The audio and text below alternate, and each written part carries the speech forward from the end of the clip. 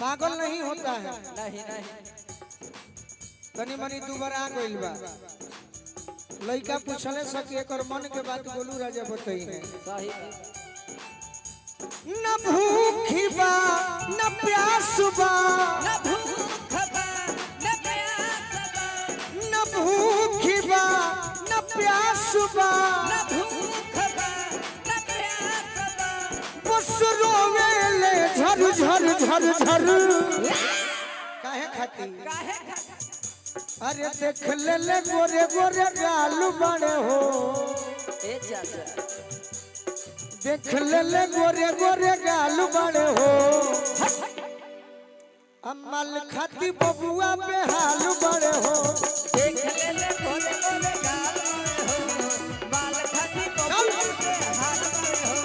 देख ले ले गोरे गोरे गाल बड़े हो, बाल खाती बबुआ के हाल बड़े हो।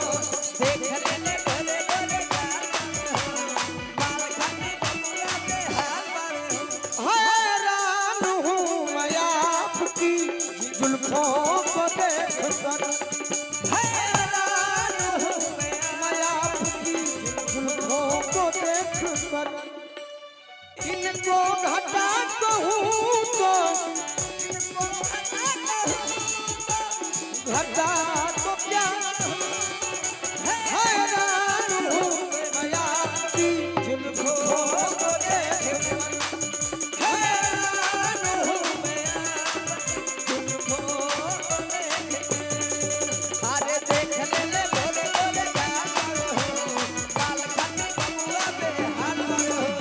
देख ले ले गोरे गोरे गाल बड़े हो, बाल खाती बबुआ के। ए राजन भैया, लइका पूछा तारे से कि काहे आखिर दुबराई जाता हो, काहे तो बताओ तारे से कि तो बारे का बारे कबूतरी के फेरा में पड़ल।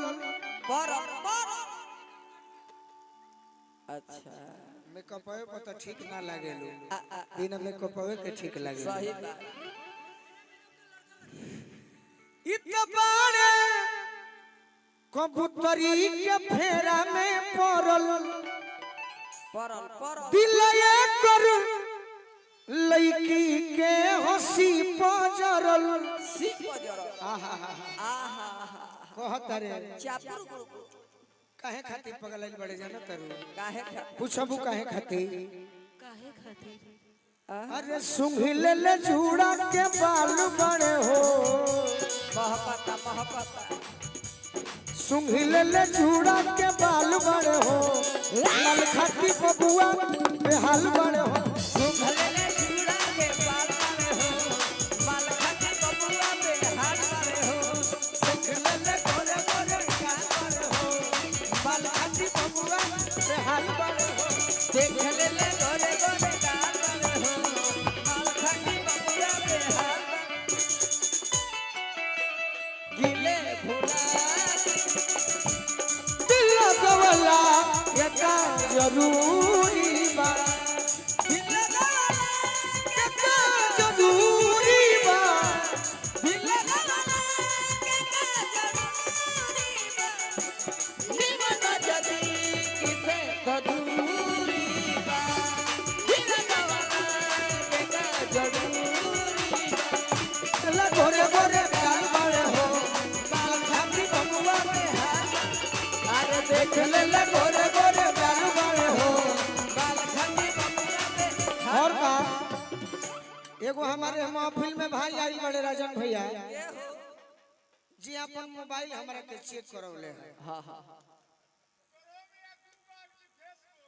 ना ना ना यूट्यूब चेक करौले है, सेव कइले बड़े। देखो ने कि लगातार हमारे वीडियो कहले कि दूगो भिखारी ठाकुर के गाना सुनई हो। वाह बाकी जे केहू सुनी, ना रहे जब है नहीं के सुना तो लोग का सुनी, सही।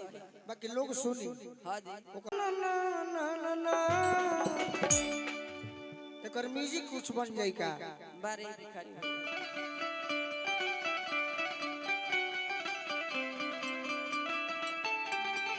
क्या बात है?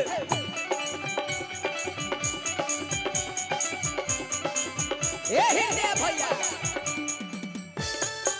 जिया जिया। मिला दो।